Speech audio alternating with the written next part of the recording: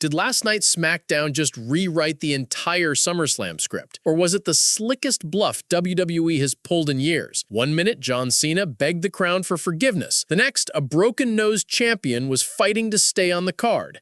And somewhere between those bombshells, a family feud spilled onto social media, while a masked madman from AAA set the arena on fire.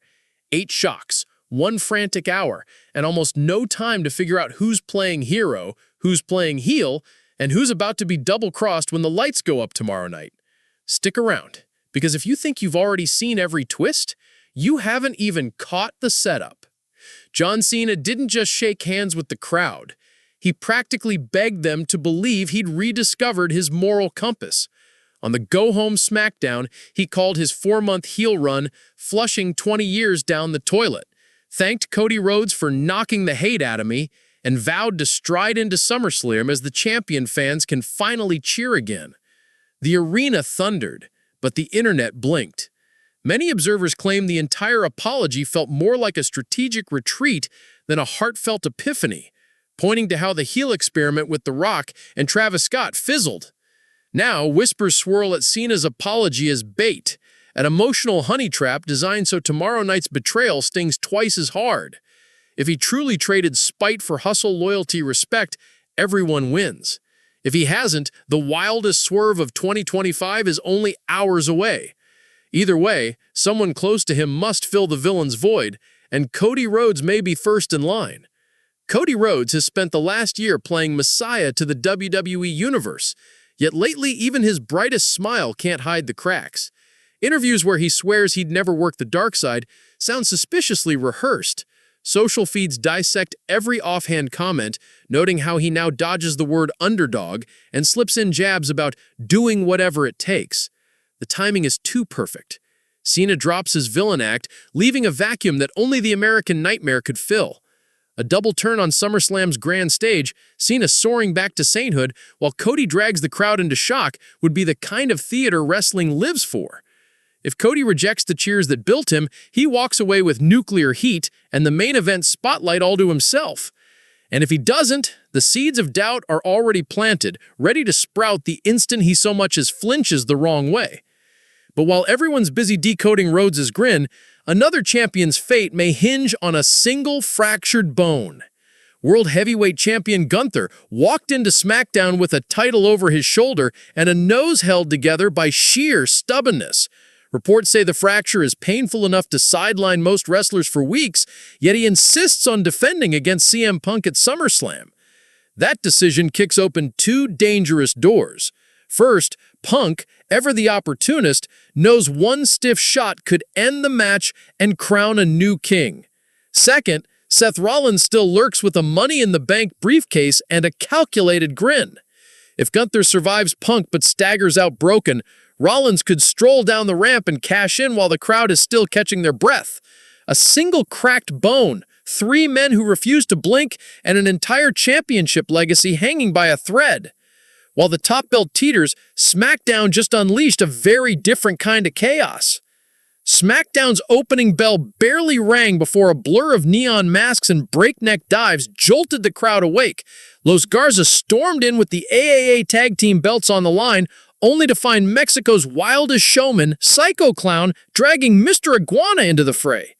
The match felt less like a title defense and more like an explosive demo reel for WWE's recent takeover of AAA. Springboard cutters out of nowhere, a tope con giro that flattened security, and a final rope walk dive that left even the commentary team gasping. In 10 frantic minutes, Lucha Libre chaos made SmackDown's rope-bound world feel twice as wide, echoing the cruiserweight adrenaline WCW once used to steal the ratings war. By the time Psycho Clown tore off his mask for a single defiant roar, honoring his father's 2005 SmackDown cameo, the crowd was chanting for a 2-night SummerSlam encore. But while the masked aces redefined speed, 2 very unmasked egos were gearing up to prove that arrogance can hit even harder. Drew McIntyre strides around calling himself the heir to every legend who ever held gold. Logan Paul counters by reminding 20,000 people that his social media reach beats most pay-per-view numbers. Put them on the same side, and you don't get chemistry, you get a collision. Their promo Thursday was 90 seconds of brag, one reluctant fist bump, and the unspoken question of which ego would swing first. They agreed to run the table at SummerSlam, but the smirk on Drew McIntyre's face when Logan stole the microphone said everything. This partnership is a fuse already burning. If they win, each man will claim he did the heavy lifting. If they lose, the finger-pointing starts before the ring rope stops shaking. Either result ends with a Claymore or a rogue right hand, and the implosion could spill straight into the main event picture by Sunday night. But while two superstars plot betrayal for pride, one veteran just suffered a very real, very painful shot that could change her career on the spot. Nikki Bella finished Monday's 8-woman tag clutching her ribs, but it wasn't a cracked bone that made her wince. It was the sudden jolt that popped one of her implants clean out of place. Cameras missed the exact impact, yet backstage whispers say Piper Niven's whiplash elbow landed higher than planned, sending silicone sliding and Nikki's pain threshold off the charts. True to form, Nikki waved off medical stop orders, wrestled 5 more minutes, and later joked on her own podcast that divorce glow-ups can wait. The joke barely cooled before Piper tweeted, "Need me to straighten the other side?" turning an accidental injury into instant trash talk. Surgeons can fix the damage, but the pride bruise is harder to mend. Insiders now predict a no DQ grudge match once Nikki's cleared, marketing it as beauty versus brute force. While one half of the Bella legacy rehabs a literal body blow, a far older family feud is about to spill from private phone calls onto primetime feeds. Rivalries inside the ring are scripted. Grudges inside a dynasty are anything but. This week, Tali Fatu, widow of the late Umaga, took to a live stream and shredded the Anoa'i family truce, accusing Rikishi of coasting while her husband fed and trained the twins the world now calls the Usos. According to Tali, Jimmy and Jay slept on her couch for 9 straight months, ate every meal Umaga grilled, and landed their developmental deals without a single phone call from Dad. She even claimed Rikishi's silence was rooted in jealousy, not distance. Within hours, #Bloodline Backstab was trending, fans rewatching every on-screen reunion for lurking tension. WWE may spin the drama into storyline gold, but behind the cameras, the family chat is reportedly scorched earth. Just as the Usos quietly reunited in a SmackDown dark match, proving business will march on even if the family group text catches fire. And while Samoa's proud house wrestles its ghosts, one other legend is weighing whether to take his final bow under SummerSlam's lights. AJ Styles has never been one for melodrama, yet at SummerSlam kickoff show, his voice carried the weight of a finale.